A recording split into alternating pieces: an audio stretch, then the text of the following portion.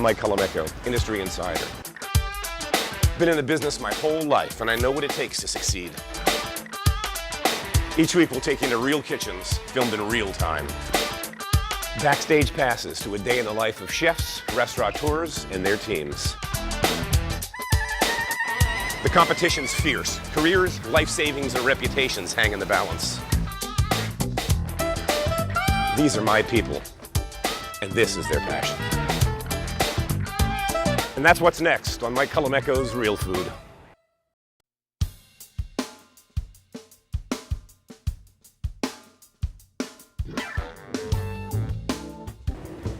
Hey, this restaurant's called Pearl and Ash. It's on the Bowery, just south of Prince Street. I love this place. Opened in the winter of 2012, and I haven't had a bad plate of food here. Chef's amazing, great resume. The wine list is completely off the charts. Service is great. They've got all the moving parts, and it's part of this new spate of restaurants that jump up around town that's kind of small plate centric. So Pearl and Ash will meet the chef, the owners, and get a sense. Hey, thanks for having me in the kitchen, man. No worries, my pleasure. Food blows me away every time I've been here, and I've never stepped back in here. I sort of come up to the pass, and I'm coming back here, and I'm like, no way. You've got like a couple of induction burners, no gas. You did tell me that in advance, and the kitchen just kind of flexes with the menu, right? Right.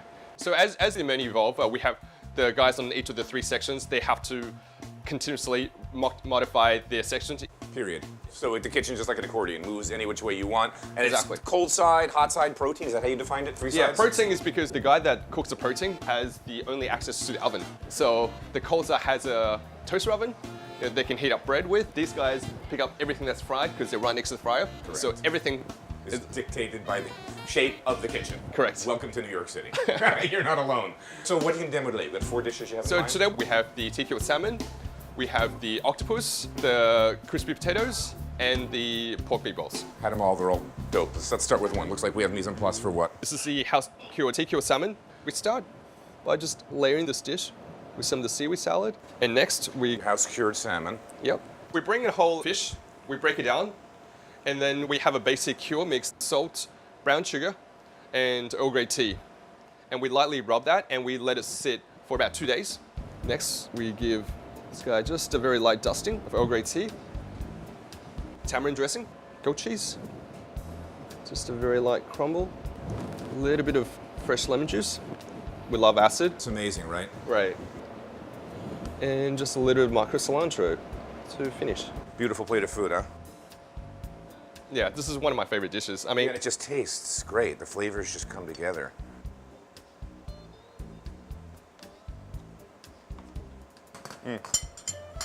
One of the classic weekend brunch, cream cheese, lox, bagels. Right. Goat and cream cheese are pretty damn similar to begin with. They're white, they're creamy. To me, it was almost kind of reminded me of that, but then with this Asian influence.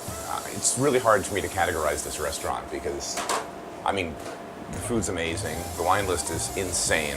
And it's kind of this newer trend of you can mix and match and choose. You want to eat 7 or 8 small plates and totally graze, great. You want to start with small plates and move to bigger proteins, you can do that. We want it somewhere where it will be enjoyable for industry people. And as industry folks ourselves, we like to eat a lot of different things, but in smaller portions. That formed the basis of the small plate concept. And then we broke that up into different sections, the raw, small plates, meat, fish, vegetables, and the desserts. It's fun because you never really have the same meal twice. And to that end, we're walking around today and I'm looking at some yeast that's rising, obviously the second rise of this. So you're doing your own bread program here?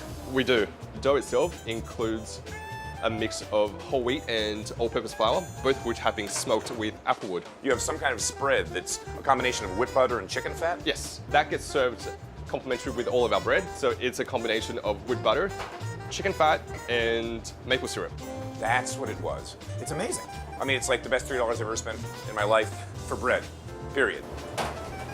Beautiful, man. So for the next dish, this is another one of our popular dishes on the menu, a pork meatball. In here we have ground pork, ground veal, light miso.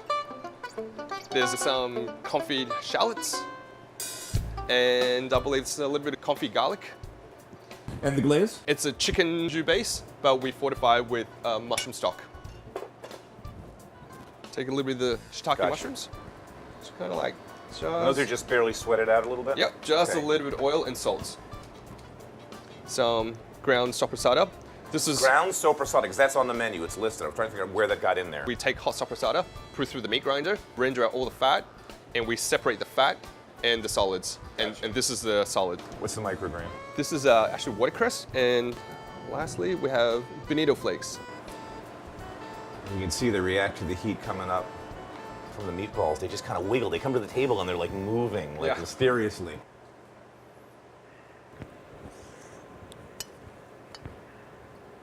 So good. So much flavor. What's next? The potatoes. This is like the ultimate like adult kid food. It was like tater tots for grown-ups. We wanted something that people are going to have a lot of fun eating and still going to be able to relate to it and just really enjoy it. With the size of the menu, we try to cover as broad of a spectrum of different, I guess, demographic of people that we want to try and associate the food with. We toss these guys in the fryer at 375 degrees. There's porcini oil that we take from dried porcini and we blend it with canola oil. Okay. Straight up, nothing else. That's what gives most of the umami flavor from. This stuff it's pretty amazing. Yeah, the whole dish is amazing. Some of the light brown. So now we have, Porcini oil. yep. So it fortifies the flavor because it has the porcini in it. And the salt's got porcini in it too. Correct. Porcini mayonnaise. Nice, generous serving. Chorizo that's being microplaned. And we finish with a little chopped chives. So this comes to the table, and it doesn't look like a lot. And then it's finger food. You pick up a piece. It kind of takes you by surprise. So freaking good. Hey, Brandon. How you doing? Bunch of great meals here. So tell me about how you got involved in the project, how this thing came to be. It's Patrick and the chef and the owner of the building. And I was working uptown doing some work with Marcus Samuelson doing some beverage programs, and I had come down to check this place out because I saw that Richard had just gotten involved with it.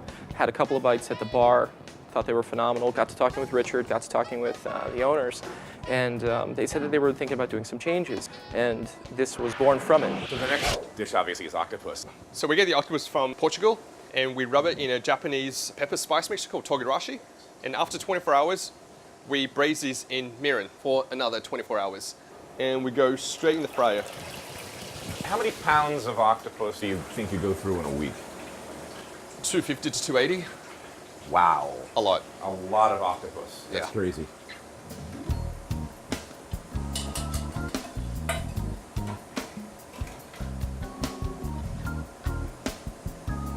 We take some of this sunflower seed puree. It's basically straight up sunflower seed and water.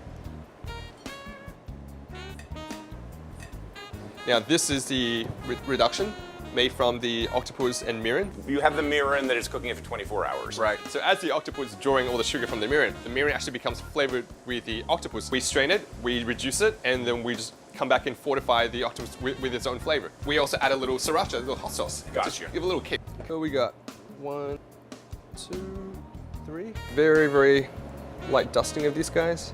It's togarashi. This is what it's marinated in. And we finish it with just a few pieces of shiso. Kind of has a fruity note to it, and I think it really finishes the nose off really well for this dish. Gorgeous plate of food, man. I think what I love the most about the dish is the texture is actually amazing.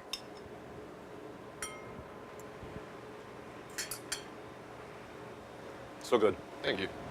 So freaking good.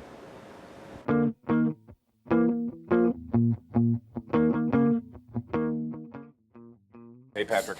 Mike, how are you? Good, man, good. I missed you at Gilt. You weren't on the floor, I guess, a few times I was there. I built a list of about 3,500 selections at Gilt.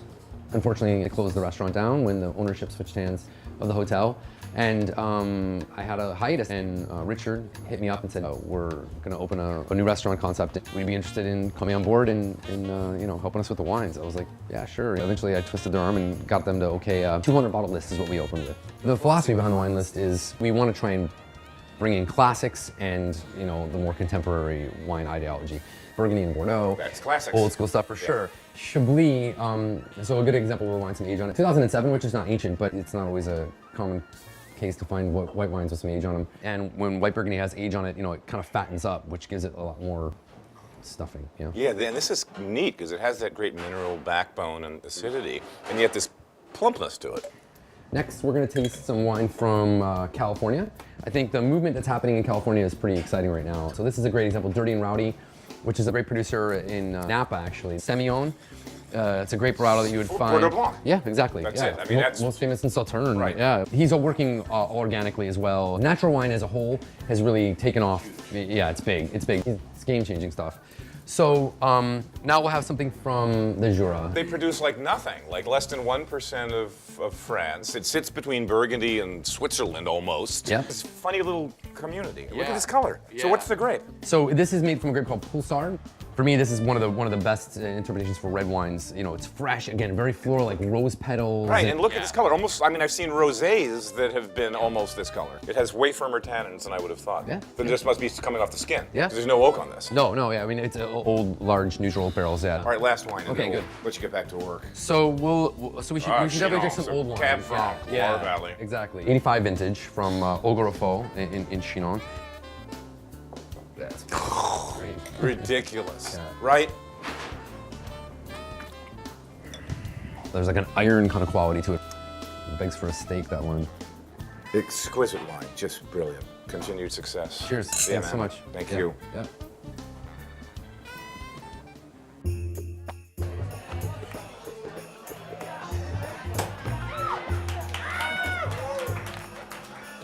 Like the food's so interesting. You can come here and have 7 or 8 small things and share. You do 3 or 4 small things in one big thing. Talk about that. So the thought behind that was the majority of us, it all come from working in restaurants where at one point or another there was a tasting menu. And sometimes that was an elongated tasting menu. For me, my biggest was like 28. Something we didn't want to do was have to sit in a restaurant for that period of a time or have to spend necessarily $200 or $300 or $400. Have to make that reservation 30 days out in advance. And then also you can't necessarily have the type of fun in those places the way that we wanted to have fun in them as you can in this environment.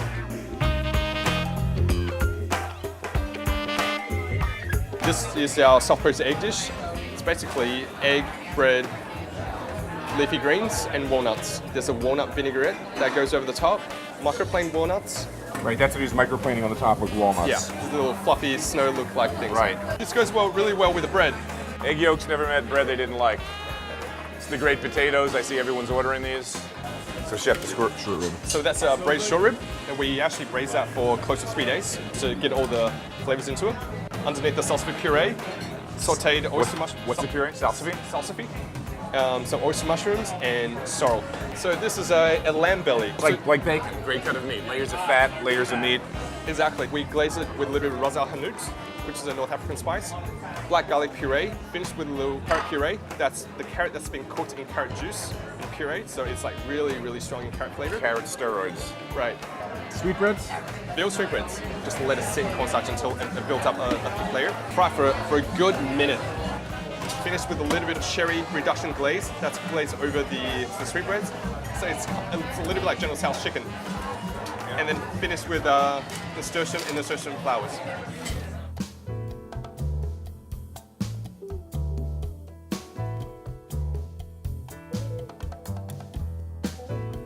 We're on Ludlow Street between Ridington and Stanton. My new neighborhood, I love it down here. I moved here for 2 reasons. Great music and great food. Well, the music end we'll go into another day. Food, fantastic. Super good restaurants. This is one of them, Sakemai. Opened about 1.5 years ago. Great food. Really, a chef I never heard of that was kind of discovered working anonymously by one of the owners, George Cow, and a menu that's just all sake. So it's sake with food, that's the theme. Food's great, sake list is insane, so you'll see. All right, we're downstairs in the kitchen of Sakemai with Chef Akiyama. Thanks so much.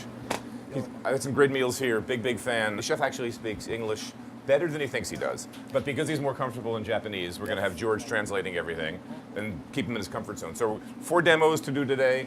You start with what you want to start with. OK、まずマッシュルームライスポットから。 Gotcha. So we're going to start with a mushroom rice pot. Gotcha. Have the mushrooms, have the pot? We start with the rice. The rice is sourced from Japan. It's from Niigata Prefecture in an area called Uonuma. This is the prized rice in Japan, and we're very fortunate to be able to have this rice. So black trumpet hedgehog, maitake. And oysters. And oyster mushroom. And Butter? Yeah. Butter. Truffle butter. Truffle butter. Well, we have mushrooms, we have truffles. Why not? And kombu dashi. That's the liquid, kombu dashi. take like 40 minutes. Okay. We'll be back in 40 minutes when that's done. It'll be the last thing we'll see. So this dish, first time I was here, George, we had this, and I was just like, what? I mean, who doesn't love soft scrambled eggs? Who doesn't like caviar? Who doesn't like sea urchin? So we have it, hence the name egg on egg on egg. じゃあまずスクランブルエッグを First, let's start with a classic scrambled egg. Right. 入れるです sugar It helps fluff or souffle the eggs. and heavy cream. Heavy cream. 2 eggs, 2 tablespoons. And sea urchin.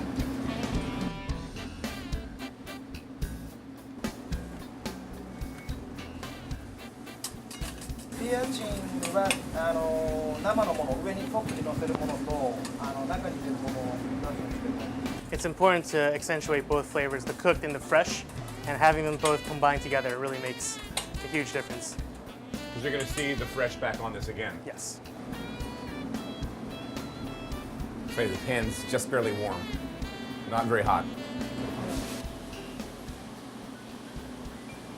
Keep them fluffy, keep the volume. So the eggs are done real quick, and they go into the sea urchin shell. Dashi with soy sauce and mirin. Right. Dashi is the backbone in Japanese cooking, Japanese flavors with the essence of the different types of umami that you're able to extract from kelp or bonito flakes Right. and other petrified proteins. And now we plate the raw sea urchin. Caviar. This is the huckleback. Huckleback, domestic huckleback.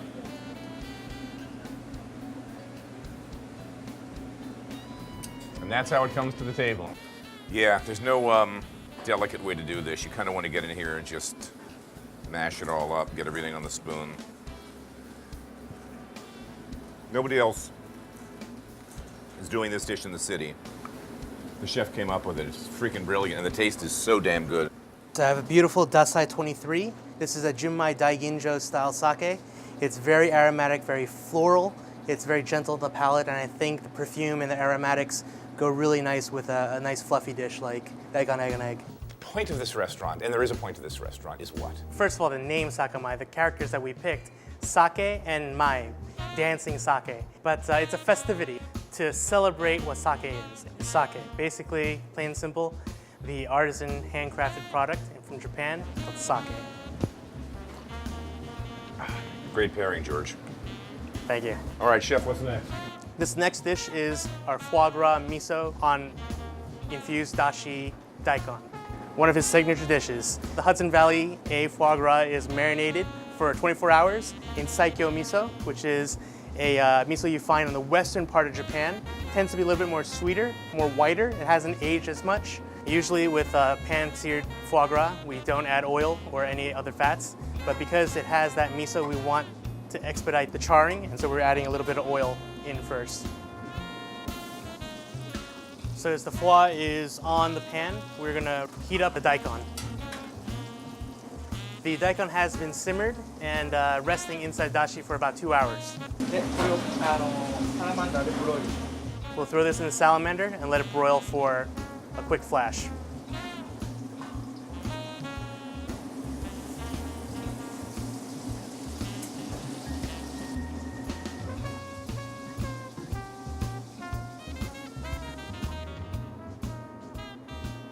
The reduced cooking liquid gets nicely drizzled all over. Julian daikon?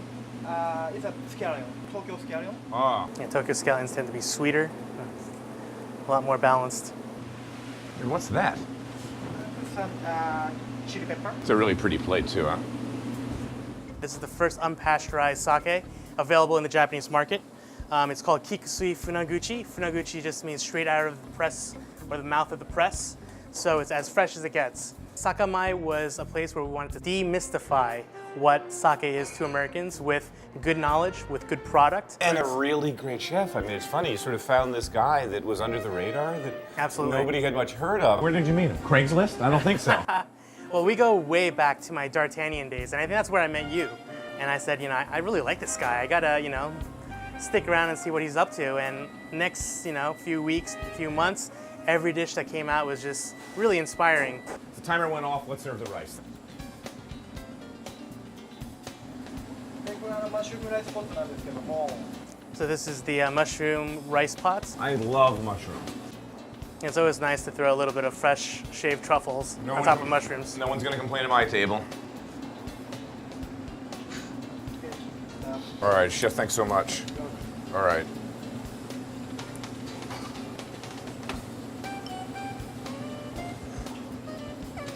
So good. So simple and so good. You know, it's like mountain food, like simple, pure. So this beauty is Oze no Yukiroke O Karakuchi. O Karakuchi just means brute, it's dry. I wanted to pair something that accentuated the rice flavors in sake to a higher degree with a rice dish, obviously. Thank you so much. Please try. Great nose on this too.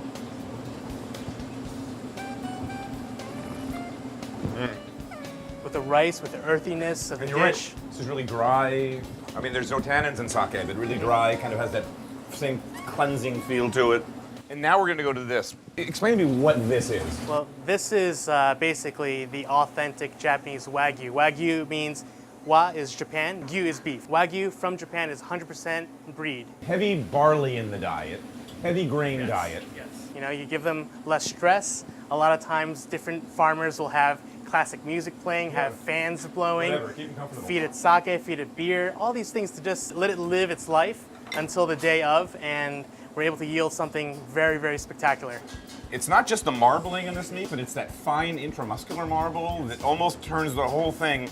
It's like half fat, half meat. That's a ribeye. It's just an extraordinary piece of meat. You're also aging it here. Give it even a little more concentration of flavor. Absolutely, absolutely. Salt and pepper, steak's best friends.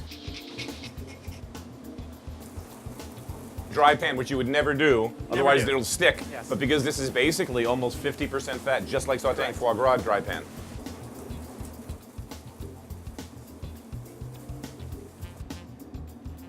So that wasn't even a minute. Maybe it was a minute. Chef likes to let the meat rest. Meanwhile, he's going to do the rest of the Dish plating. in, right, rest of the dish in the Vegetables. pan. Right. Tokyo negi, Tokyo scallions, Tokyo scallions. burdock. Burdock root. Yep. Shishito. Shiso peppers. So we've been talking about the Tokyo scallion.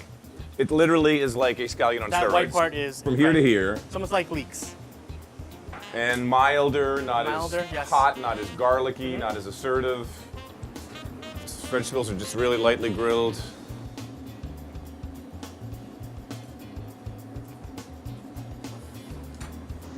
And upstairs it gets served on this. Yes.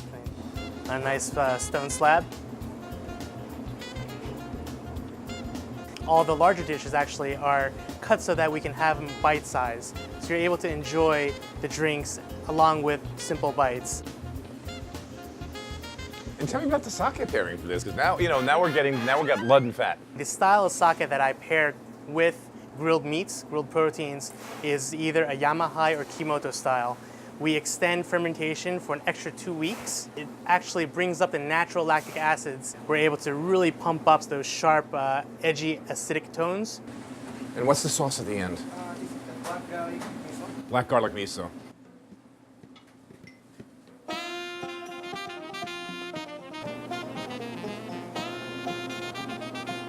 Coarse ground black pepper. Beautiful. First bite, and I'm just gonna go fair, no sauce, no nothing.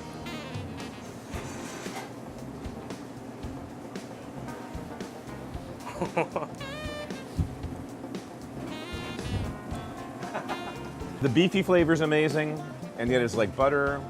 The fat just literally melts. That was another thing. Most beef doesn't really melt in your mouth. It's hot and it melts on the grill. This actually melts in your mouth literally. So this is a Kubota Hekiju. This is a Yamahai style sake.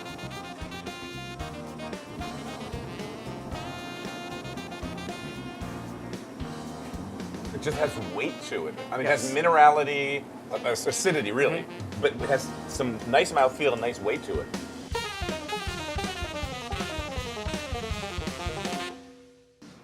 Natalie, Tanner, tell me what the concept was? I love Japanese food. I love sake. Put that all together. We found this space kind of on a whim. I knew it was actually a sports bar. I've known George, and he's really one of the great sake experts, but you're a sake fan? We both are. So the sake part came about because we're both heavy into Japanese food and alcohol, obviously, and dining. While I was in school, we would frequent a lot of the sushi bars around town, and we got into sake that way. And we realized that New York needed a sake bar that could promote sake in a different way than had already been done. Insane. So good.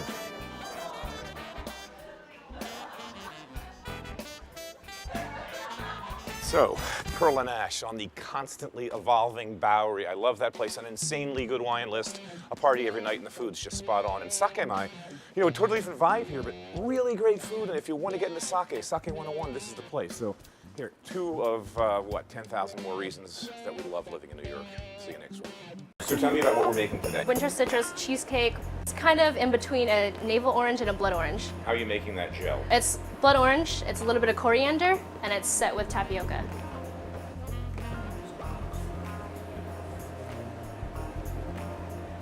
Candied pistachios, The sorbet is what? blood orange. Blood It's orange. just blood orange juice and a little bit of sugar. Great winter dessert with fruit.